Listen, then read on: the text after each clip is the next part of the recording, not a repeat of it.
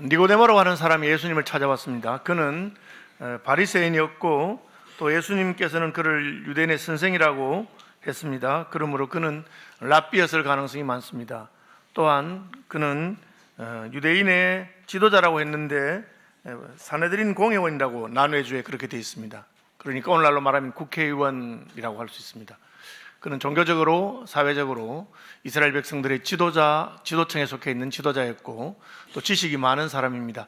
오늘날하고 그 옛날하고는 다른데 오늘날은 목사님들이라 해도 신경 쓸 게 너무 많고 텔레비전, 인터넷, 별의별 그냥 것들이 정보가 막 넘칩니다. 그 옛날에는 오직 성경만 보고 기도 생활하고 종교인들이 훨씬 단순하게 하나님 말씀을 그렇게 묵상하고 또 우리는 히브리어가 외국어지만 그 사람들은 자기 모국어입니다. 그러니까 일반 오늘날의 어떤 목사님이나 신학자 못지않게 그는 성경을 알았을 것이고 그런 사람이었습니다. 그런데 그가 예수님을 찾아왔습니다. 그것은 그가 겸손한 사람인 것을 보여줍니다. 바리새인이었으니까 엄하게 종교 생활을 했던 사람일 수 있습니다. 그러나 예수님께 찾아와서 이렇게 말합니다. 우리가 당신은 하나님께로부터 오신 선생인 줄 아나이다. 그러니까 그는 하나님을 믿는 사람이고 하나님께서 보내신 선생이 있다는 것을 알고 있었습니다. 예수님에게 랍비라고 그렇게 부릅니다. 물론 그가 밤에 찾아온 것은 사람들이 이목을 두려워했지 않았을까라고 생각할 수도 있고 또 낮에는 예수님을 따르는 사람들이 굉장히 많았습니다. 오늘 본문은 아니지만 본문 바로 앞에 있는 2장의 뒷문에 보면 6월절에 예수님께서 표적을 행하셨기 때문에 23절입니다. 6월절에 예수께서 예루살렘에 계시니 많은 사람이 그의 행하시는 표적을 보고 그의 이름을 믿었다. 예수님의 표적을 보고 예수님께 많은 사람이 나왔습니다. 그래서 아마 조용한 밤에 찾아왔을 수 있습니다. 어쨌든 그는 예수님에게 묻기를 부끄러워하지 아니하고 기꺼이 예수님께 찾아와서 자기의 영적인 종교적인 의문을 질문한 것으로 봐서 그는 신실하고 또 종교적인 열정이 있는 사람이고 그런 사람인 것을 알 수가 있습니다. 그가 말한 것은 예수님이 하나님이 보내신 선생님이시고 예수님께서 행하시는 표적은 하나님께로부터 온 것이라고 그렇게 말했습니다. 이 표적이라고 하는 말을 쓰는데 이 표적이라고 하는 말은 약간 복합적인 뜻이 있습니다. 하나는 기적이라고 하는 뜻이 있고 또 하나는 기적을 통해서 보여주는 메시지라고 하는 뜻이 있습니다. 단순한 기적이 아니고 요한은 특별히 이 세메이온이라고 하는 말을 쓰는데 이 표적, 기적을 보고 왔습니다 하는데 그 기적이란 말이 기적을 통해서 주시는 메시지가 있다는 것입니다. 우리가 신기한 자연현상이라든지 평소에는 이해하기 힘든 그런 일들이 일어날 수 있습니다. 이를테면 바다가 갈라진다, 홍해가 갈라졌습니다. 그것은 기적이지요. 그런데 진도에 가면 1년에 한 번씩 바다가 갈라져서 바닷길로 사람이 다닌다, 뭐 그런 홍해의 기적이라고 그렇게 말하는 분들이 있습니다. 차이가 뭡니까? 홍해의 기적은 단순히 바다가 갈라진 것이 아니고 그 기적을 통해서 이스라엘 백성들이 죽었다가 살아나는 세례를 받는 것을 상징적으로 보여줍니다. 애굽에서의 삶이 장사되고 이제 새롭게 약속의 땅에서 사는 백성이 되었다. 그 메시지를 보여주기 위한 것입니다. 그렇다면 예수님께서 보여주는 메시지, 표적을 통해서 보여주는 메시지는 무엇입니까? 그것은 바로 하나님의 나라입니다. 예수님께서는 표적을 통해서 하나님의 나라가 이미 임했다고 하는 것을 보여줍니다. 제가 하나님 나라에 대해서는 여러 번 설교했던 기억이 나는데 특별히 마가복음 9장 1절 진실로 진실로 내게 이르노니 여기 서 있는 사람들 중에는 죽기 전에 하나님의 나라가 권능으로 임하는 것을 볼 자들도 있다. 하나님 나라는 보지 못한 나라가 아닙니다. 하나님 나라는 우리 가운데 임하는 것이고 나라가 임하는 것을 볼 자들도 있다고 예수님께서는 말씀하셨습니다. 그 말을 뒤집으면 다 보는 것은 아니다라는 뜻입니다. 볼 자들이 있으니까 못 볼 사람들도 있겠죠. 하나님 나라가 이미 왔음에도 불구하고 많은 사람들은 그것을 보지 못하는 것입니다. 그래서 니고데모가 표적을 보고 예수님을 찾아왔지만 예수님은 니고데모에게 마치 하나님 나라를 아직 보지 못하는 것처럼 그렇게 말하고 있습니다. 기적을 보아도 그 기적의 배후에 있는 기적을 통해서 하나님께서 주시는 메시지, 하나님 나라를 보지 못한다면 소용이 없다고 하는 것입니다. 예수님께서 보리떡 5개와 물고기 2마리로 5,000명을 먹이고 할 때 많은 사람이 자기를 따랐는데 예수님은 저들이 나를 따른 것은 빵을 먹고 배가 불렀어. 그래서 온 것이라. 예수님은 그저 배부르게 하기 위해서 빵을 주고자 하는 목적이 아니고 예수님 자신이 하늘에서부터 내려온 생명의 떡이 되시는 것을 증거하고 싶어 하셨던 것입니다. 그래서 예수님은 예수께서 대답하여 이르시되 진실로 진실로 내게 이르노니. 아멘 아멘 레고소이라고 하는 말입니다. 내가 말하는데, 너에게 말하는데, 진실로 말하는데 사람이 거듭나지 아니하면 하나님의 나라를 볼 수 없다, 그렇게 말씀했습니다. 거듭나지 아니하면. 이 거듭난다고 하는 말은 3번 해서 성경 보시면 난외주에 또는 위에서라고 되어 있습니다. 그러니까 한 단어에 두 가지 의미가 포함되어 있습니다. 아까 말한 표적이란 말은 기적이란 뜻과 또 메시지, 사인, 그런 뜻이 포함되어 있는 것처럼 거듭난다고 하는 말도 두 번째 난다, 반복해서 난다, 그런 뜻도 있고, 또 하나는 위에서부터 난다, 그런 뜻이 있습니다. 그래서 니고데모가 예수님이 행하시는 표적을 보고 예수님이 하나님이 보내신 선생님이시지요, 하나님께서 함께하지 않으면 이런 일이 어떻게 있겠습니까? 그렇게 말했을 때 예수님은 너는 표적은 보았는데 표적이 가르치는, 표적이 가리키고 가르치는 그 표적 뒤에 있는 하나님의 나라는 보느냐? 하나님의 나라를 보려면 거듭나야 할 것이다, 그렇게 말씀하고 계시는 것입니다. 이 거듭난다고 하는 말은 위로부터 난다, 혹은 두 번째 난다고 하는 말이 있습니다. 우리가 어디에서 태어나느냐에 따라서 보는 것이 다를 수 있습니다. 나는 한 번도 바다를 본 적이 없다라고 말하는 사람이 있다면 그 사람은 아마 산골짜기, 내륙 깊은 곳에서 태어나고 자랐을 가능성이 있습니다. 그러니까 그는 바다를 보지 못한 것이죠. 나는 어려서부터 바다를 보고 자랐다, 그러면 그는 바닷가 동네에서 태어나고 자랐을 것입니다. 예수님께서는 하나님의 나라에서 태어나야, 위로부터 태어나야만 하나님의 나라를 볼 수 있다. 그냥 육신의 눈을 가지고 태어나는 것, 첫 번째 태어나는 것으로 충분하지 않다. 네가 종교인이고 바리새인이고 이스라엘의 스승이고 국회의원이고 아무리 높은 위치의 자리에 있어도 하나님의 나라를 보는 것은 거듭나야만 한다, 그렇게 말씀하고 있습니다. 사람이 거듭나지 아니하면 하나님의 나라를 볼 수 없느니라. 그러니까 니고데모가 거듭난다는 말이 무엇인지 잘 이해를 못해서 사람이 늙으면 어떻게 날 수 있사옵나이까? 두 번째 모태에 들어갔다가 날 수 있습니까? 말이 좀 이상하네요. 저는 이미 태어났고 나이도 들었는데 어머니 뱃속에 다시 들어갈 수는 없는 거 아니겠어요? 어떻게 거듭난다, 두 번째 난다고 말씀하십니까? 이렇게 말했습니다. 그래서 예수님이 또 대답하셨습니다.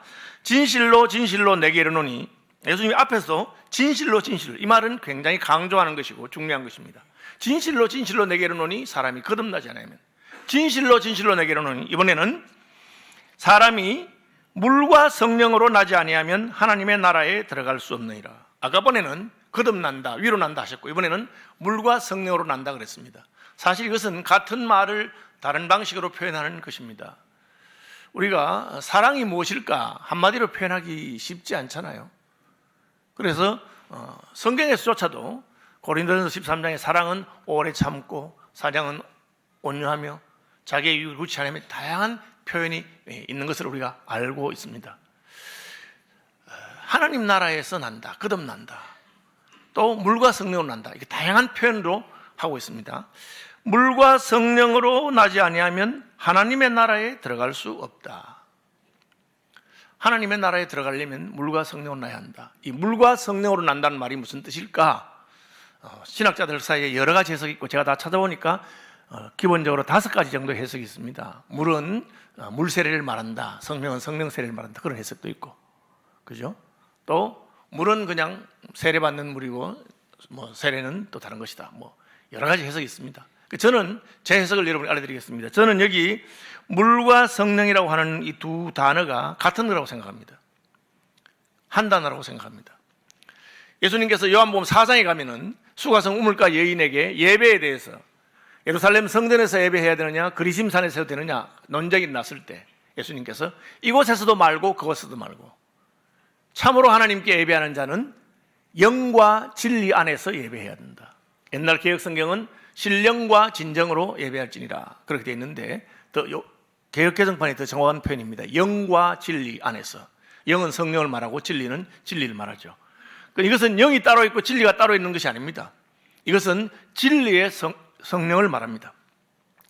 진리의 성령 안에서 예배해야 된다, 그 뜻입니다. 우리가 영어 표현에 빵과 버터, 브레드 앤 버터라고 하는 말이 있는데, 그 말은 빵이 따로 있고 버터가 따로 있다는 뜻이 아닙니다. 그것은 빵에다가 버터를 바른 것을 말합니다. 브레드 앤 버터. 버터 발린 빵을 그렇게 말합니다. 그래서 영과 진리라고 하는 말도 진리의 성령 안에서라고 하는 뜻입니다. 제 주장이 아니고 우리 고신대학교 총장을 지내시고 신약학 박사고 신약학 가르쳤던 황창기 교수님께서 말씀하신 것입니다. 요한복음 4장에 영과 진리라고 하는 것은 진리의 성령 안에서, 예배가 우리가 진리신 성령, 성령께서 우리에게 진리를 깨닫게 하시는 그런 역사가 있어야 한다, 그렇게 해석한 것입니다. 저는 이 3장에 나오는 물과 성령도 같다고 생각합니다. 다시 말하면 물인 성령, 혹은 성령의 물, 성령의 물 안에서 거듭나야 한다, 혹은 물인 성령으로 거듭나야 한다. 이것은 성령께서 물처럼 우리의 죄를 씻으시는 역사가 있고, 성령께서 우리를 물 안에서 다시 어머니의 뱃속에서 태어나는 것처럼 성령의 물 안에서 태어나는 그런 역사가 있다는 것을 말하고 있습니다. 이 표현은 에스겔서에도 나오는 말입니다. 에스겔서 36장입니다. 제가 한번 찾아보겠습니다. 에스겔 36장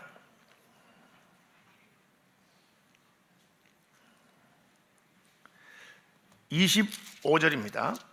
또 새 영을 너희 속에 두고 새 마음을 너희에게 주되 너희 육신의 굳은 마음을 제거하고 부드러운 마음을 줄 것이며 내가 내 영을 너희 속에 두어 너희로 내 율례를 행하게 지키게 하리니 너희가 내 규례를 지켜 행하게 함이니라.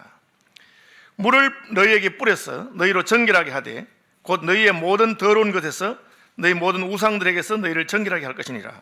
또 새 영을 너희 속에 두고, 물로 씻는다는 말하고 새 영을 준다는 말을 에스겔서에서는 반복적으로 사용하는데 같은 뜻입니다.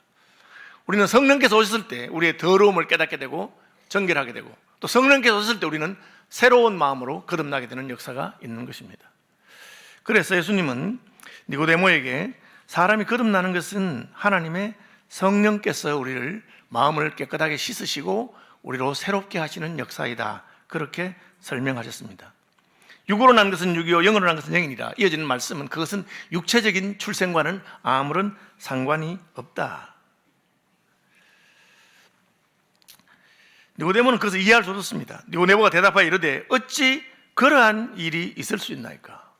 아니, 내가 태어나는데 어찌 다시 태어난다더니 또 육체 말고 영으로 태어난다고 하는 말은 도대체 무엇인가?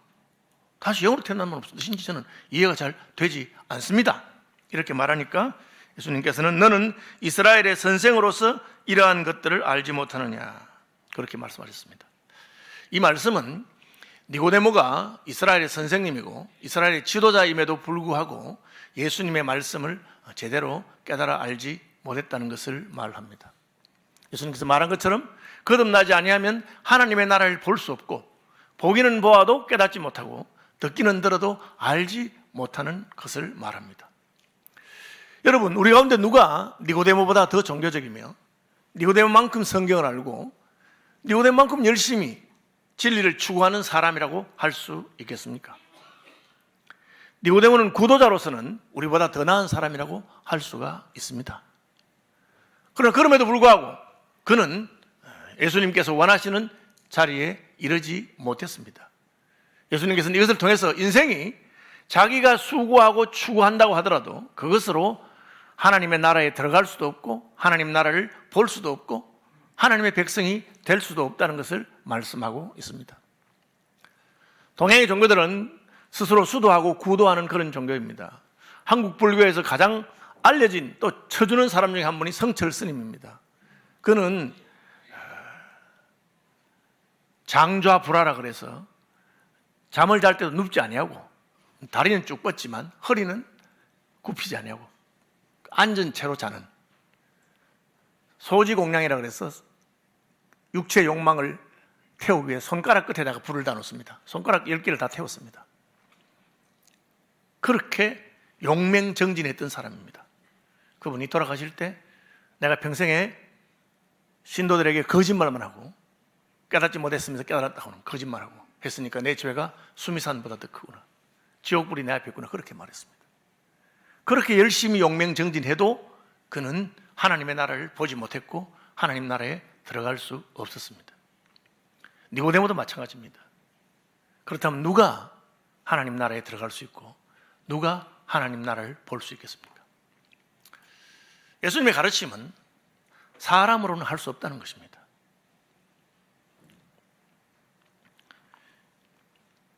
사람이 물과 성령으로 난 것이다.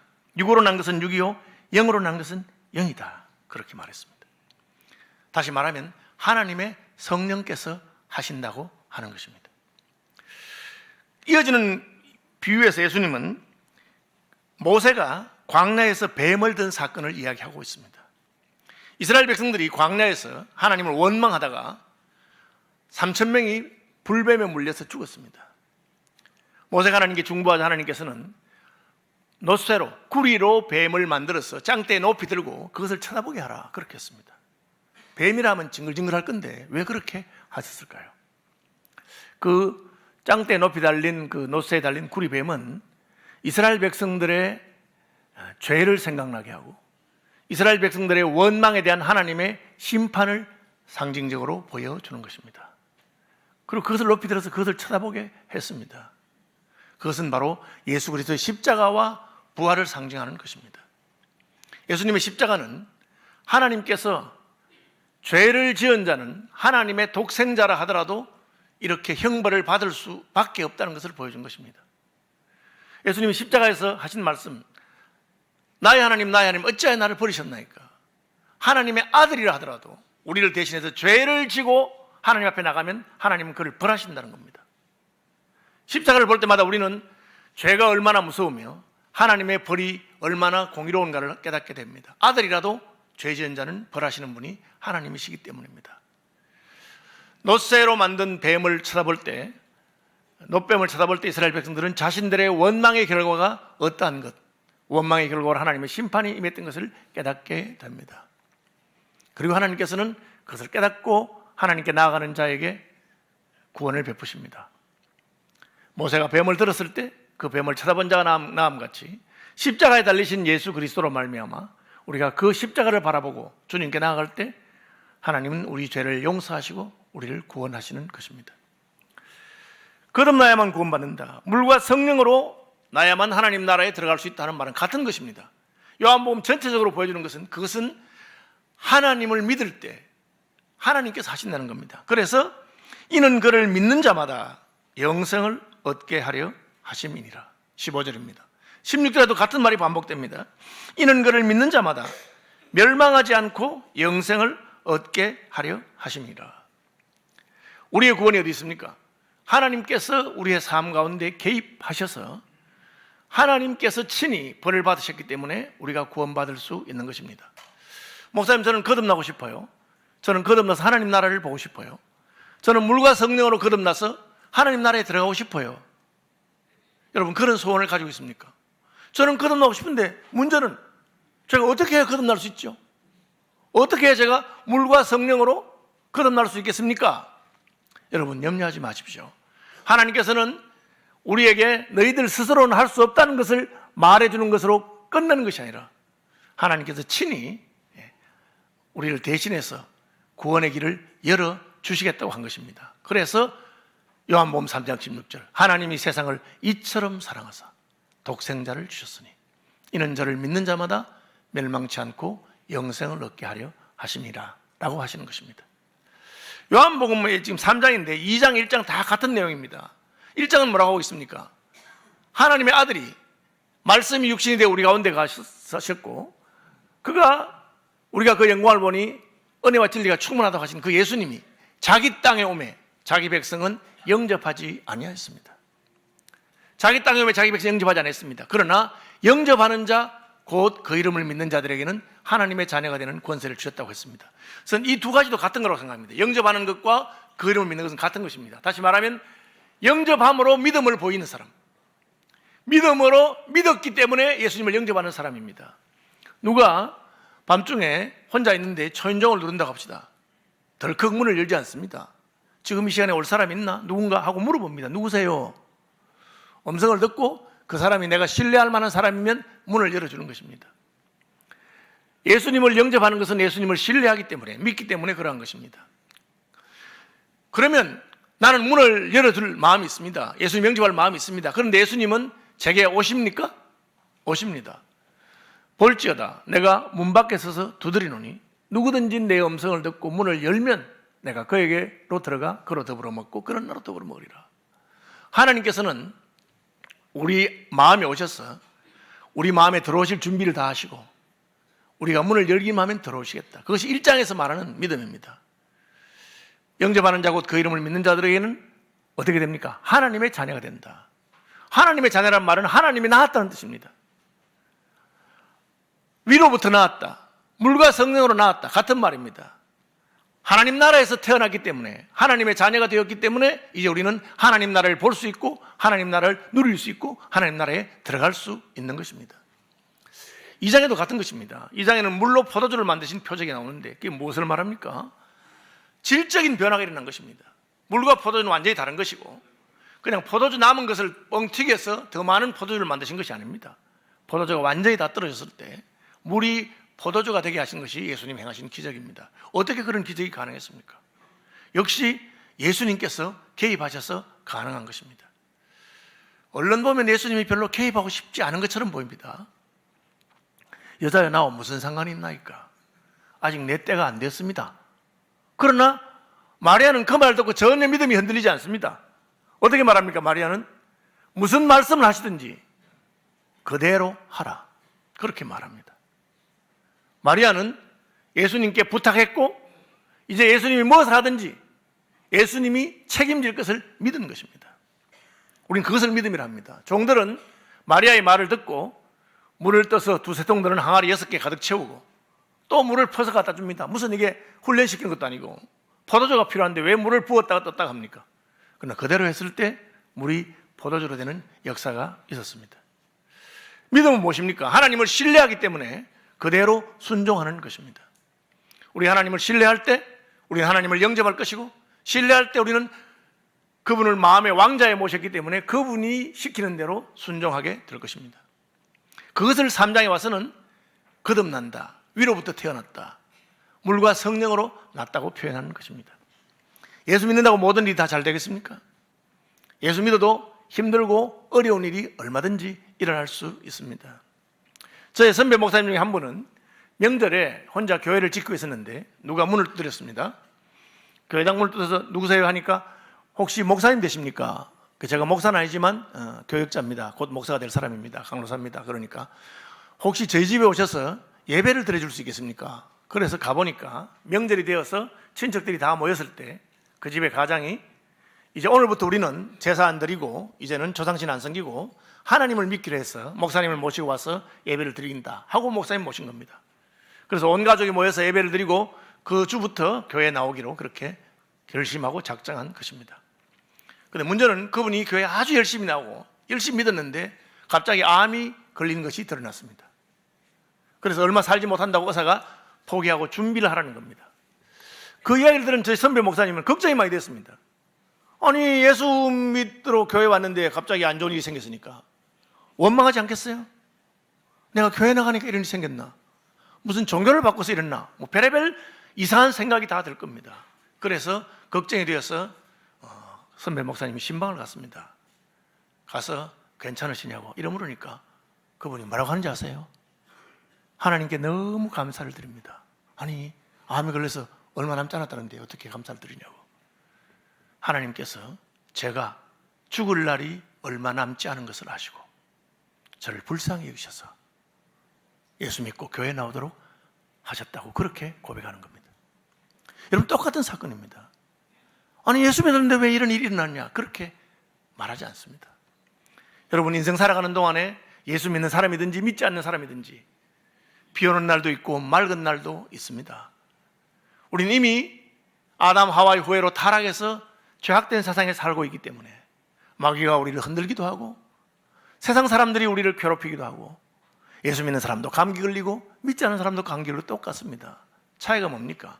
믿음의 사람은 하나님을 신뢰하기 때문에 인생에 일어나는 여러 가지 사건 가운데 여전히 하나님의 나라가 있는 것을 믿는 사람입니다. 여전히 하나님께서 통치하시기 때문에 이렇게 힘든 일이 일어났을 때 만약 내가 예수 믿지 아니했더라면 이 세월을 어떻게 견뎠을까? 오히려 고난 가운데서도 기뻐하고 감사하는 사람들입니다. 그것이 믿음입니다. 그 믿음이 어떻게 생깁니까? 하나님께서 우리에게 주시는 것입니다.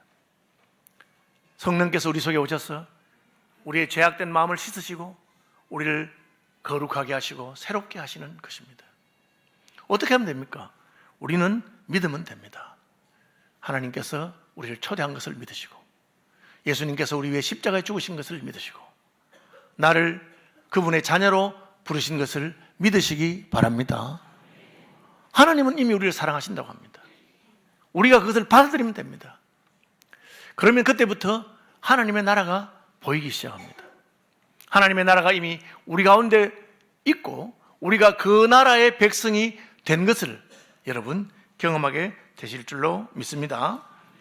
하나님이 그 아들을 세상에 보내신 것은 세상을 심판하려 하심이 아니요 그로 말미암아 세상을 구원하게 하려 하시는 것입니다. 세계적인 화가가 된 아주 그 작품이 비싸게 팔리고 하는 그런 화가가 나이가 들어서 자기 고향 마을에 한번 찾아가 봤습니다. 고향 마을에 가보니까 세컨핸드 샵이라고 하는 중고품 가게가 하나 있는데 사람들이 쓰다가 안 쓰는 것을 기증하면 그것을 파는 가게죠. 중고품 가게 가보니까 자기 그림이 하나 거기 걸려 있는 거예요. 자기가 젊은 시절에 열정을 다해서 그렸던 걸작이 하나 거기 걸려 있는 거예요. 근데 보니까 그 그림에는 기스가 나고 스크래치가 있고 또 덧칠도 좀 돼 있고 액자는 깨지고 그랬습니다. 그리고 가격표가 붙어 있습니다. 자기 그림입니다. 그래서 제가 주인 양반 이거 내 그림인데 돌려주세요. 그렇게 할 수 있습니까? 그렇게 할 수 없습니다. 그는 그 주인에게 가서 그 그림에 붙어 있는 가격을 지불하고 그 그림을 사서 왔습니다. 그리고는 친히 거기 있는 모든 스크래치나 덧칠된 것을 다 지우고 원래의 모습이 드러나도록 그리고 액자를 새롭게 수선해서 그것을 명품으로 만드는 것입니다. 하나님께서 이 세상에 오셨을 때 이미 우리는 이렇게 손상되고 훼손된 작품과 같습니다. 그럼에도 불구하고 분명한 것은 우리가 하나님의 작품이었고 하나님이 우리를 사랑하시는 것이었습니다. 그래서 하나님은 그 그림을 되돌려받기 위해서 값을 지불하신 것처럼 예수 그리스도께서 십자가에서 죽으셨습니다. 그리고 그것을 사셔서 그때부터 원래의 그 작품의 영광스러운 모습이 드러나도록 우리를 돌보시고 고치시는 것입니다. 구원은 우리가 하나님께 나아가는 것이 아니라 하나님께서 우리에게 찾아오는 것입니다. 우리가 아직 죄인 되었을 때에 하나님께서 우리를 위해서 자기 아들을 죽이심으로 우리를 향한 하나님의 사랑을 보여주었다고 말씀합니다. 그래서 요한복음 3장 16절 가장 위대한 요절 하나님이 세상을 이처럼 사랑하사 독생자를 주셨다. 누구든지 저를 믿으면 멸망치 않고 영생을 얻게 될 것이라고 말씀하신 것입니다. 여러분 하나님의 이 선언을 믿음으로 받으시는 분들이 되시길 바랍니다. 우리가 믿음으로 받을 때 하나님의 성령께서 우리를 깨끗하게 하시고 우리를 새롭게 하시고 우리를 거듭나게 하셔서 하나님의 나라가 우리 가운데 임한 것을 보여주실 것입니다. 그를 믿는 자는 심판을 받지 아니하는 것이고 믿지 아니하는 자는 하나님의 독생자의 이름을 믿지 아니함으로 벌써 심판을 받은 것이다. 이미 우리가 심판을 받아서 훼손되고 더럽혀져 있다는 것입니다. 굳이 하나님이 더 손대지 않아도 버려두시면 우리는 그럴 존재입니다. 우리가 하나님께 나아가서 나를 불쌍히 여기시고 하나님 나를 새롭게 하시고 나를 거듭나게 해주십시오 할 때 하나님께서는 우리를 회복시키시고 온전하게 하시고 하나님의 형상을 다시 드러내실 수 있는 것입니다. 또한 믿음의 증거는 무엇입니까? 진리를 따르는 자는 빛으로 오나니 이는 그 행위가 하나님 안에서 행한 것임을 나타내게 하려 함이니라. 우리가 거듭날 때 우리에게는 어떤 현상이 나타납니까? 우리가 거듭났을 때 우리는 이제 진리의 말씀을 따라 살고 싶은 마음이 우리 속에 생기게 됩니다. 예수 믿기 전에는 욕을 함부로 하고 거짓말을 밥 먹듯이 하고 남을 속이는 것에 전혀 가책이 없는 그런 삶을 살던 사람이 있습니다. 그가 예수 믿고 구원받고 그의 마음속에 무슨 일이 납니다. 갑자기 욕이 잘 안 되는 거예요. 욕이 잘 안 나와. 거짓말 하려니까 뭔가 끄림직하고 거짓말이 안 돼요. 왜 그런 일이 생겼을까요? 하나님께서 그 속에서 역사하셨기 때문에 그렇습니다. 여러분, 하나님의 성령이 저와 여러분의 심령을 새롭게 하시기를 바랍니다. 우리의 마음속에 진리 가운데로 빛으로 나아가는 것이 기쁘게 하시길 바랍니다. 주일이 되면 예배하는 것이 사모되고 기다려지고, 주의 말씀을 듣는 것이 기쁘고 즐겁고, 어떻게 그게 가능합니까? 사람으로서는 불가능하지만 하나님의 성령께서 우리를 물로 씻어 깨끗하게 하시고 성령으로 말미암아 새롭게 하실 때 가능합니다. 예수님께서 그렇게 말씀하셨고, 그 일을 위하여 예수께서 십자가에 달리신 것입니다. 하나님께서는 그것을 인정하셨기 때문에 모세가 뱀을 든 것처럼 인자도 들려게 하리라 하면서 하늘에 올라간 자가 인자 외에는 없다. 인자가 하늘로 올라갈 것이다. 예수님의 십자가의 속죄를 하나님이 인정하시고 받으셨기 때문에 예수님은 부활하시고 성천하셔서 하늘에 올라가신 분이 되었습니다. 그분이 바로 우리의 구주시며 우리의 신랑이신 예수 그리스도이십니다. 예수 그리스도로 말미암는 구원이 우리의 삶 가운데 날마다 나타나고, 예수님이 우리에게 보여주시는 하나님의 나라가 날마다 보여지는 저와 여러분 되시기를 축복합니다.